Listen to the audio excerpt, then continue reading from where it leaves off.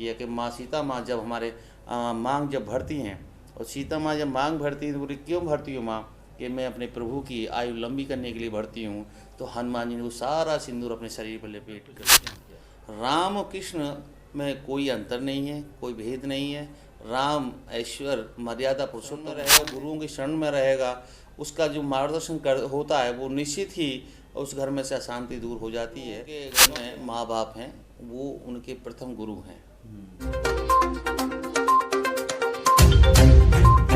सुंदरकांड और हनुमान चालीसा के माध्यम से लोगों में हकीकत जागृति होती है। हनुमान जी उन पर कृपा करते हैं और ये ग्रुप धीरे धीरे बड़ा होता जा रहा है और लोगों तक ये जिज्ञासा हो रही है। हमने जिनसे कहा 5 पाठ करने हैं हनुमान चालीसा के, उन्होंने 50 पाठ हनुमान जी के किए। तो हनुमान जी महाराज जी की उपासना करने से राम जी की कृपा मिलेगी, क्योंकि वो एकमात्र ऐसे भक्त हैं जो राम उनके हृदय में वास करते हैं। और हमारे यहाँ तो दासों ने दास की परंपरा है, दास के दास की परंपरा है। आपने गज और गिरह की कथा सुनी होगी पहले। जो गिरह का जब शरीर काटा था तो भगवान विष्णु के श्री चरणों में सिर पैर दबाने के लिए पहले वो पहुंचा है। हाथी बोला कि गज कि महाराज ये अन्याय है हमारे लिए, न्याय कैसे होगा, और मेरे यहाँ न्याय है, अन्याय नहीं है। मेरे पैर जो पकड़ता है वो मेरा भक्त है, और मेरे भक्त के कोई पैर पकड़ता है वो मेरा परम भक्त है। तो ये हमारे यहाँ की परंपरा है। हनुमान जी की सेवा करने से निश्चित ही हम हमारे प्रेरणा स्रोत हैं हनुमान जी, भक्ति के देवता हैं हनुमान जी। कैसे आराधना करनी चाहिए, ये सिंदूर जब से हम लेपन किया कि माँ सीता माँ जब हमारे मांग जब भरती हैं, और सीता माँ जब मांग भरती हैं तो बोली क्यों भरती हो माँ, कि मैं अपने प्रभु की आयु लंबी करने के लिए भरती हूँ। तो हनुमान जी ने वो सारा सिंदूर अपने शरीर पर लपेट कर लिया। ऐसे परम भक्त जो हम लोगों को भक्ति के मार्गदर्शन करते हैं कि कैसी भक्ति करनी चाहिए, कैसी सेवा करनी चाहिए, अपने धर्म के प्रति हम लोगों को कैसी निष्ठा होनी चाहिए, वो हमें हनुमान जी के माध्यम से मिलती है। तो निश्चित ही जो हनुमान जी की सेवा करते हैं वो राम दरबार की आशीर्वाद पाएंगे, और आगे चल के इस तरह से हम पूरे विश्व में ये हम लोग धीरे धीरे आगे बढ़ाएंगे। राम और कृष्ण में आप अंतर कुछ देखते हैं क्या? राम और कृष्ण में कोई अंतर नहीं है, कोई भेद नहीं है। राम ऐश्वर मर्यादा पुरुषोत्तम राम है, और कृष्ण प्रेम के प्रतीक हैं। जहाँ प्रेम और जहाँ से समापन होता है वहाँ से भगवान श्री कृष्ण की आराधना प्रारंभ होती है। राम मर्यादा पुरुषोत्तम राम है, मर्यादा में रह के परमात्मा की कैसे प्राप्ति करनी चाहिए वो राम ने दिखाया। आपने देखा होगा पूरा जीवन उनका। आप बचपन में बाबा ले गए, बाबा ले जाने के बाद फिर वहाँ विश्वामित्र ले गए, और वहाँ से 2 के ब्याह करके लाए, फिर पत्नी आई और सीता माँ फिर बन गए। पूरा जीवन संघर्ष करते चले गए। तो उन्होंने एक संदेश दिया, एक आम आदमी भी भगवान के स्वरूप में आ सकता है, अपनी पहचान कर ले। तो उन्होंने मर्यादा में रह के सीता माता को 2 साल लग गए उन्हें वहाँ से मुक्त कराने में। तो पूरा प्रकरण वहाँ से हम लोगों को राम से मर्यादा मिलती है।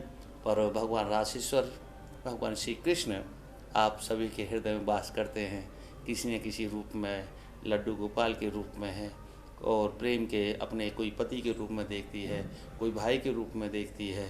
जिस रूप में आप देखते हो उसी रूप में आपको वो प्राप्त मिलते हैं। आज के युग में अभी जो दौर चल रहा है, अशांति का दौर है, आर्थिक परेशानी का दौर है, ऐसे में सबसे ज़्यादा मतलब लाभ लेने के लिए आध्यात्मिक रूप से अगर बात करें, चाहे शांति की बात की जाए, आर्थिक उन्नति की बात की जाए, गुरुओं की बहुत सुंदर प्रश्न है।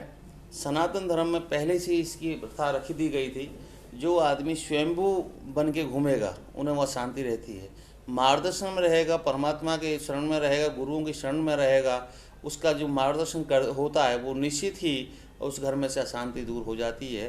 क्योंकि आप जब भी देखते होंगे कि यहाँ सनातन धर्म की जो भी हमारे राजा महाराजा, उनके यहाँ पे भी गुरुओं की परंपरा थी। पहले गुरुओं के प्रति आकर्षण था। अब लोगों का पैसा जरूर बढ़ा है, पर संस्कृति दशासल में जा रही है, और ये पश्चिम सभ्यता हमारे ऊपर हावी होती जा रही है।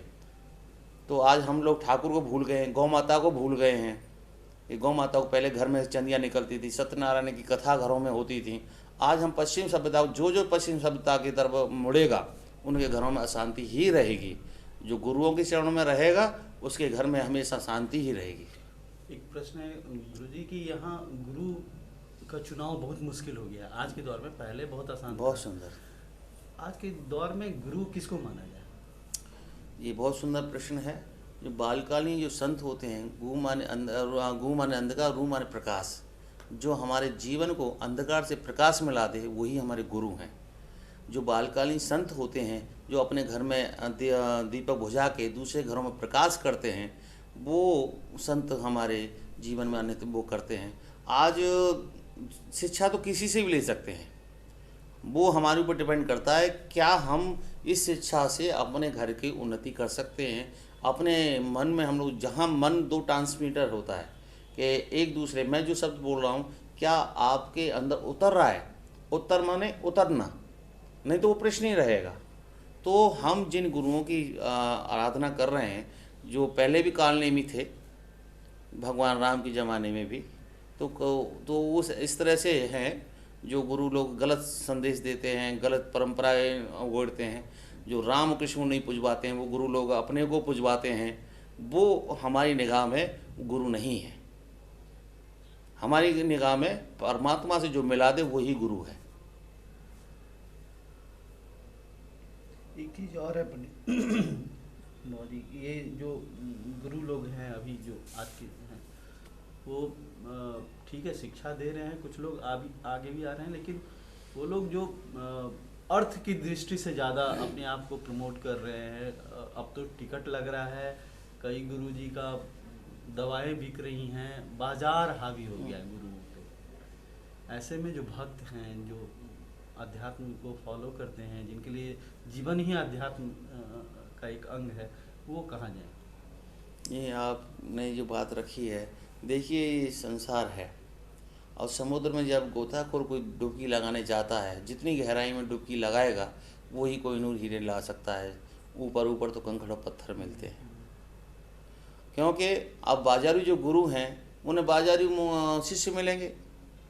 भाई 2 पैसे गुरु वो वाला कमा रहा है तो 4 पैसे वो शिष्य कमाएगा। आध्यात्मिक दुनिया में तो भाई जी जैसे हमारे के पास तो भैया आशीर्वाद के अलावा या तो कुछ नहीं है। यहाँ अगर आपका मन ठहर जाए, गुरुओं के दर्शन करने मात्र से 10 मिनट का समय लेके जाओ, वहाँ ठहर जाए मन, तो यूँ समझो वो ठाकुर हैं। हमारे हृदय में जो मन के अंदर जो भाव आ जाए कि ये जगह सही है, तो वही ठाकुर है। गुलाब का फूल जहाँ खिलता है, बहराऊ टेलीफोन करने की जरूरत नहीं पड़ती। जहाँ भाई जी बैठे हैं ना, तो हनुमान जी वहीं रहते हैं। तो सच्चे वही संत वही हैं जो बालकालीन जो संत होते हैं, जो घर छोड़ के निकले हैं, जिन संतों के ने गुरुओं की मार खाई है। परंपरागत संतों की होती है। हमारे यहाँ 4 संप्रदाय होती हैं, निम्बाड़ संप्रदाय, गौड़िया संप्रदाय, माद गौड़ेश्वर संप्रदाय और विष्णु स्वामी संप्रदाय। ये चारों संप्रदाय के अंतर्गत आते हैं। और कोई पंथ बना ले, कोई कुछ बना लेता है, तो ये तो लोकतंत्र है भाई। इसमें हम लोग किसी को प्रेस नहीं कर सकते, पर हृदय को हम लोग अपने प्रेस कर सकते हैं कि भाई हमें जाना कहाँ है। गाड़ी तो स्टेशन पर आती है, किस गाड़ी में आप बैठोगे ये तो आप ही को डिसाइड करना है। एक सवाल अंतिम, पटना वासियों के लिए क्या संदेश है? क्या कैसे भक्ति मार्ग में कैसे आगे बढ़े?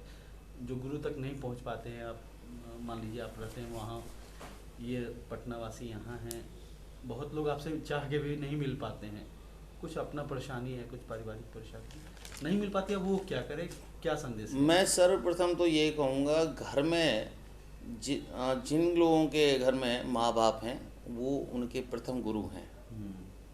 उनकी सेवा करने से ही परमात्मा की सेवा है। उनकी खुशी में ही हमारी खुशी है। 2 ठाकुर होते हैं, एक ठाकुर के उपासक हम हैं, उनके पुजारी हैं, और जो घर में जो ठाकुर रह रहे हैं उनके पुजारी आप हैं। उनकी सेवा करने से ही हमें परमात्मा की सेवा के बराबर मिलेगा, क्योंकि संसार को जनाने वाले वही हैं और संसार से भी मुक्ति कराने वाले वही देवता हैं।